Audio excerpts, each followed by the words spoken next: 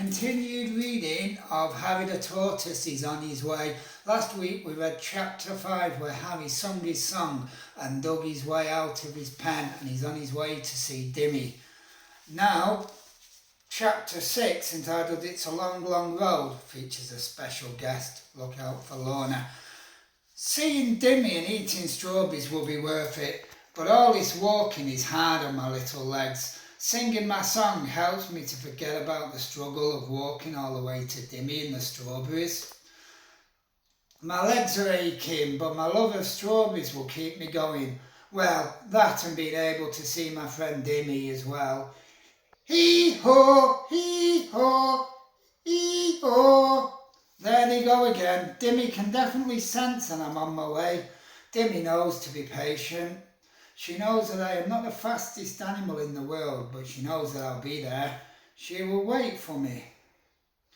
You see, I may not be able to communicate as loudly as Dimmy can, but we've built up an understanding. Dimmy knows that when strawberry season starts, Harry will be on his way. The song does not lie, in this case anyway. The country lane is long. Mind you, all roads are long when you're a tortoise. In order to make walking down the road interesting, I like to look around. It's amazing what you can see if you just look around. Oh look, it's Lorna Ladybird. I haven't seen Lorna in over a year. I'm sure that Lana was sat on the exact same leaf last time we met. You see, Lorna sits there waiting to see mites because they are her favourite food. Mites are to Lorna like strawberries are to Dimmy and I, or maggots are to Cecilia the Crow. Last year, Lorna took a ride on the back of my shell. It tickled a little, but I didn't mind. They flew off when they could see some mites. It made me feel good to help them in the small way that I could. Oh, that reminds me, speaking of mites, I haven't told you the story of my uncle's friend Manuela. She is from Brazil. Manuela's a red-footed tortoise just like me.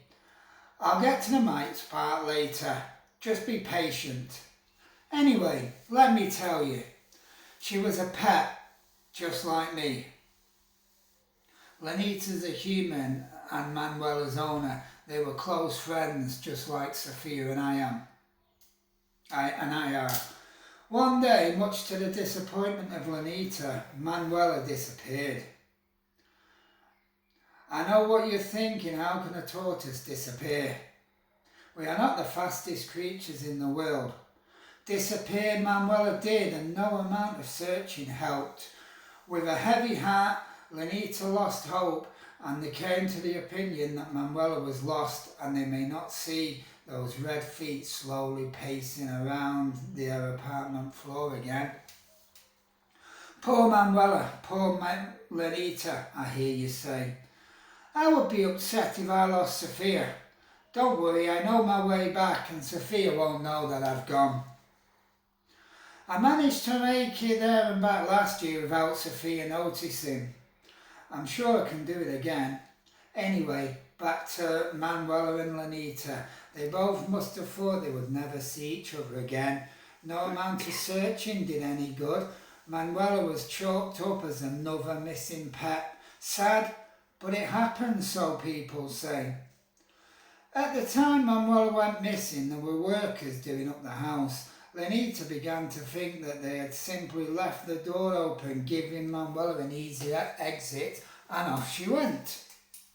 Anyway, 30 years went by. Yes, that's right, 30 whole years.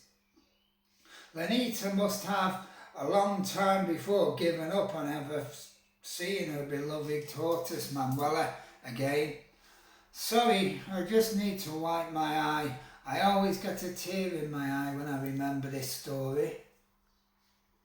Don't worry, I used to cry a lot back in Panama. That was because of the air. But the tear forming in my eye is because of Manuela and Lenita's story. Lionel, who is Lenita's dad, had a fix-it room. Lenita didn't like going in that room because it was so messy. They just thought Manuela had slipped out of an open door.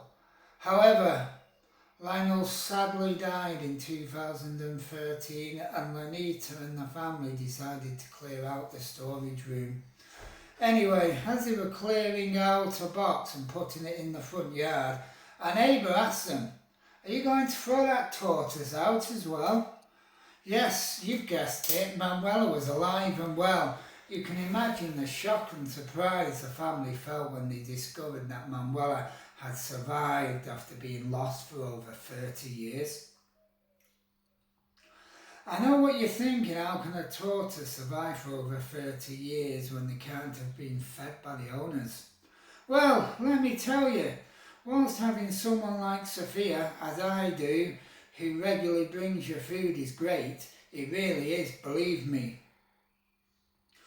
But we tortoises, can still go without food for long periods. Also, if we need to, we can be good at finding food, even in places where it seems that there is not much or hardly any food about. It is widely thought, and I agree with this, that Manuela was able to survive by going without food for a long time by, wait for it, eating mites. Yes, that's it, mites. I know what you're thinking, but they are not as bad as they sound. Also, if there is nothing else to eat, then you have to eat what is there, and by doing so, Manuela survived. You see, tortoises can change their ways and habits if we need to. I am sure it's the same for humans. I love eating strawberries, I absolutely love it. But if my survival depended on it, I could get by eating mites. I know from my friend Lorna Ladybird, who eats most of the mites anyway, Manuela's situation would have been perfect for them. You do what you have to in order to survive, I guess. Anyway, I am nearly there. Not long until I see my good friend Dimmy. Not long at all.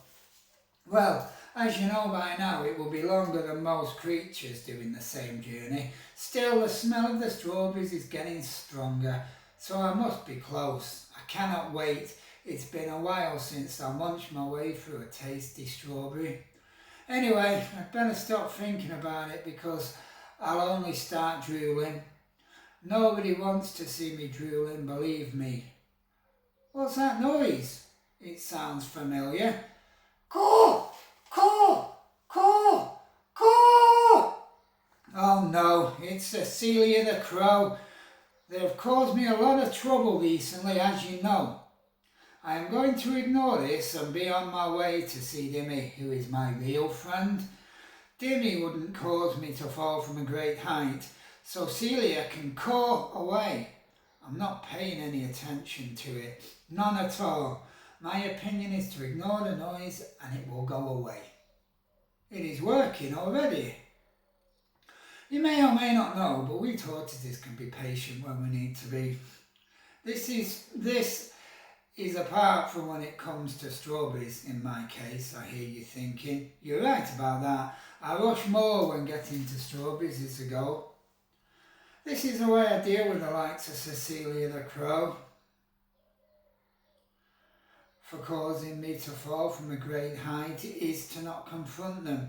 I simply rise above it because that is the best way to deal with things like this.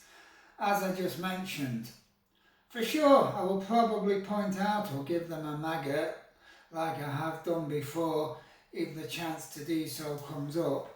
Even so, I'm not paying them any attention now because they need to think about what they did. It could have been really painful for me. I know that I am to blame also, but how was I to know that those blooms would carry me off of the ground? Well, I know now and I won't be doing it again, I assure you. Anyway, onwards and forwards I go. And there is a picture of the road ahead of Harry, the road that he's going along.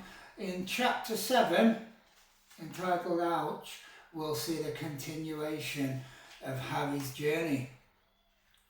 Until then, I bid you farewell.